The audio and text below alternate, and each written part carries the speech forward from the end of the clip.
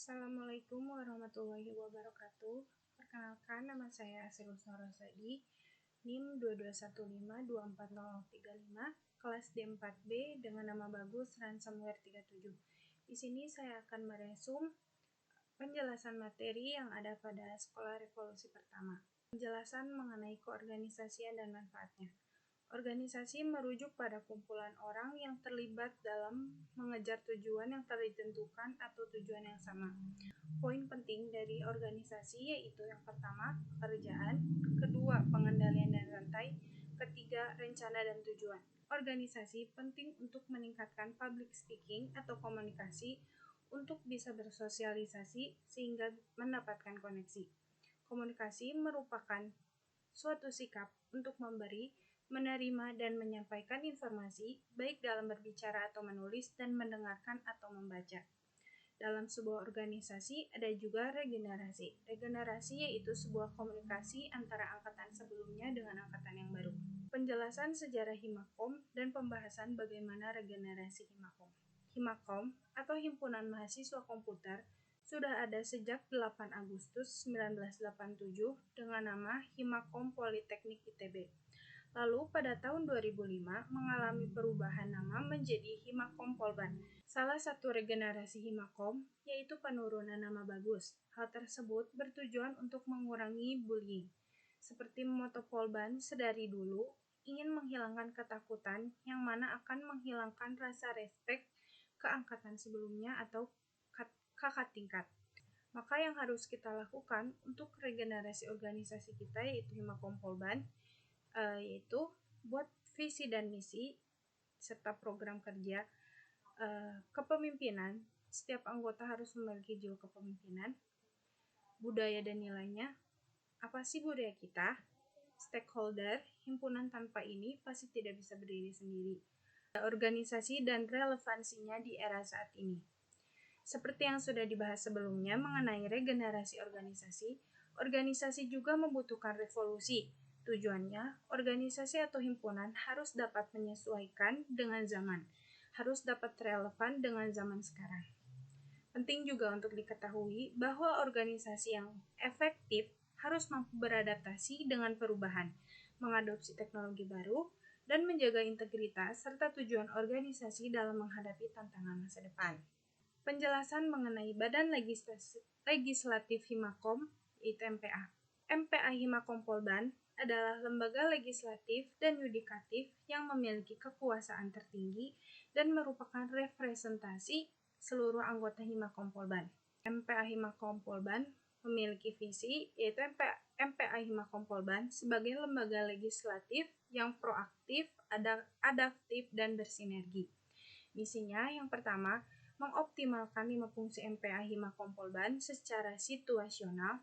2. Memaksimalkan komunikasi dan mengoordinasi antar anggota MPA Himakom Polban. Ketiga, hubungan yang harmonis dengan internal dan eksternal Himakom Polban. 5 fungsi MPA. Yang pertama, fungsi aspirasi. Sebagai wadah aspirasi, kritik, dan saran. Fungsi legislasi untuk membuat peraturan dan undang-undang. Fungsi yudikasi, memutus perkara, persidangan, dan menegakkan hukum dengan adil. Fungsi mediasi sebagai penengah dari suatu penyelesaian konflik. Fungsi pengawasan, mengawasi seluruh kegiatan yang dilakukan oleh Badan Eksekutif Himakom. Macam-macam sidang yang dilakukan MPA. Yang pertama, sidang paripurna. Sidang tertinggi untuk pengesahan anggaran dasar dan ART Himakom Polban. 2. Sidang umum untuk pelantikan, pengesahan, pertanggungjawaban, dan pencabutan mandat. 3. Sidang istimewa. Sidang pengganti atas usulan MPA jika ada sidang yang mendesak dan penyelesaian secepatnya. Tata urutan perundang-undangan Himakom Polban. Pertama, anggaran dasar atau ART Himakom Polban. Kedua, TAP MPA Himakom Polban. Ketiga, Undang-Undang Himakom Polban. 4. Surat keputusan Ketua Himakom Polban. Penjelasan mengenai Badan Eksekutif Himakom. Lembaga Eksekutif Himakom merupakan pelaksanaan mandat MPA Himakom Polban. Himakom Polban adalah badan yang menghimpun anggota Himakom Polban dalam suatu kegiatan sebagai wadah untuk menyalurkan dan mengembangkan minat dan bakat sesuai dengan anggaran dasar dan anggaran rumah tangga Himakom Polban. Kabinet Himakom Polban 2023 yaitu Kabinet Dharma Revolusi. Revolusi merupakan perubahan dari sosial maupun budaya yang berlangsung cepat dan melibatkan poin utama dari dasar atau kehidupan. Jadi, Kabinet Dharma Revolusi ini menjadi suatu titik perubahan untuk Himakom Polban. Visinya, terwujudnya anggota Himakom Polban yang kompeten dalam bidang iptek maupun bakat pada dirinya juga memiliki rasa sosial yang tinggi, beretika dengan baik, serta beradab mulia. Misi pertama, memfasilitasi para anggota Himakom Polban dalam mengembangkan potensi diri yang positif pada minatnya baik itu dalam akademik maupun non-akademik. 2.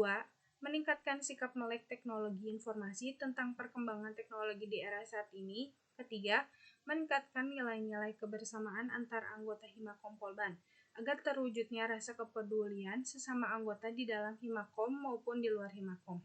Penjelasan birokrasi ADKES. Birokrasi ADKES merupakan sistem yang berhubungan dengan manajemen dan penyelenggaraan administrasi serta tugas-tugas sekretariat di dalam organisasi atau himpunan.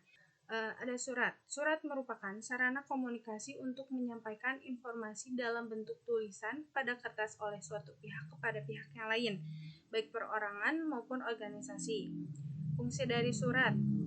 Yang pertama ada sebagai sarana komunikasi untuk menyampaikan pemberitahuan, permohonan permintaan, perintah, pernyataan, laporan, dan sebagainya.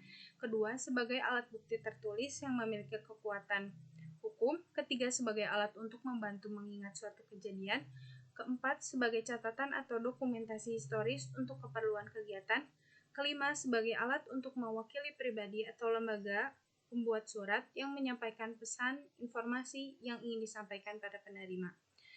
Jenis-jenis surat. Yang pertama ada surat permohonan. Digunakan untuk mengajukan permohonan penerbitan sertifikat, permohonan peminjaman sarana dan prasarana, permohonan izin, dan sebagainya. Kedua, surat pernyataan. Digunakan sebagai lampiran proposal kegiatan, berisi pernyataan bahwa ketua pelaksana, ketua himpunan bertanggung jawab atas kegiatan yang akan dilaksanakan.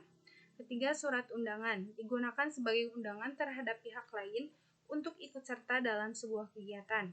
Keempat, surat keterangan digunakan untuk memberikan keterangan atas hal yang disebutkan di dalam surat.